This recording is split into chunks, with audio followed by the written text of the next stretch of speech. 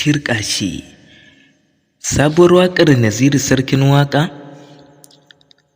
Yarima Ahmad ya koma gidan mahaifinsa raba gardama. A yayin rabuwa kuwa Sumayya kuka ta yi kamar za ta ɗige saboda kukan da take yi na takaici tare da rabuwa da Yarima Ahmad.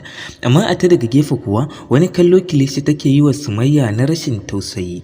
Don haka kuwa sai ku biyo ni dai domin ku ji duka yadda abin ya faru bayan mai martaba sarki ya tilasta wa Kilishi na dole sai an yi tafiya da ita zuwa karɓo Yarima Ahmad.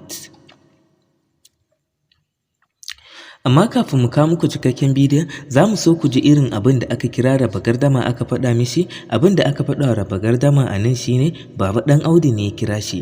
Buɗar baki ya ce kamar yadda muka ji a waƙar an furta, ya ce wa raba gardama Kilishi fa akwai tana da shirin kashe ɗanka, ka ba a hankali da ita. Kwatsam sai ya yanke kiran. Dan haka kuwa ku biyo ni domin ku ga irin cakwake da take faruwa kafin a dawo da Yarima Ahmad gidan su raba gardama. Sai dai kafin nan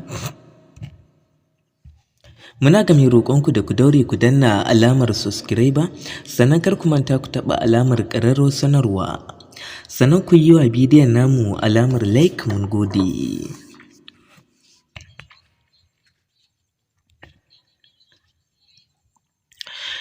Yarima Ahmad dai a yanzu haka tuni dai aka mai da shi zuwa gidan mahaifinsa raba gardama kenan.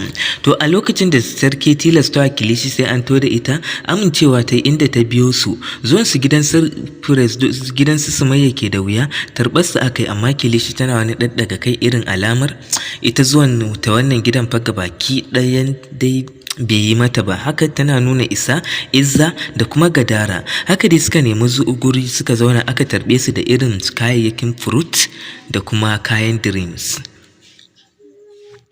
To a ƙarshe dai bayan an gama yin wannan ne suka ce su ba abin da za su sha, ina ɗan yake. Sumayya ce ta fito da Yarima Ahmad tana kuka, amma kuma haka su Gimbiya su Kilishi suka ƙarfe ɗan nan ta ƙarfi da yaji, shi ma yana kuka. Sumayya tana cewa wallahi ba za ka tafi da kai ba, ummanta tana ba ta haƙuri. Haka su Kilishi suka ce to tunda ɗan ya zo mu tashi mu tafi. Kilishi tana ci gaba da yatsa na fuska, haka suka fito suka tafi. To fitowa suke da wuya ne daga gidan su Sumayya. To sakamakon dai an yi haɗuwar alkhairi aka suka su baba Sumayya suka rako su inda suka gaggaisa suka shiga mota. To shiga su mota ke da wuya ne Baba Ɗan Audu da ya ga babu abin da ya samu ɗauko waya saye kai tsaye, bai yi wata bai kira raba gardama inda ya ce akwai fashirin kashe ɗanka a cikin waɗanda ka aiko ɗaukarsa. Da naka kuwa kai ta addu'a fatan ya ƙaruso inda kake lafiya. Yarima Ahmad kenan. Kwatsam yanke wayaye, shi kan shi raba gardama bai san wanda ya kira shi ba kuma bai ɗauki murya ba. Don haka kuwa idan muka yi la'akari da irin maganan nan da Baba Ɗan Audu ya yi, criminal dai a cikin tafiyar nan tasu ita ce Kilishi. To wannan shine yadda waƙar ta kasance kuma da yadda muka bayyana muku waƙar a taƙaice. So masu kallon mu da masu sauraron mu dai wannan kenan, sannan duka a nan muka kawo ƙarshen wannan shiri. Sai dai kar ku manta idan har wannan ya kasance shigowar ku na farko wannan shafi namu mai albarka, da ku daure ku danna alamar subscribe, sannan ku taɓa alamar ƙararrawar sanarwa, sannan ku yi wa bidiyon namu alamar like.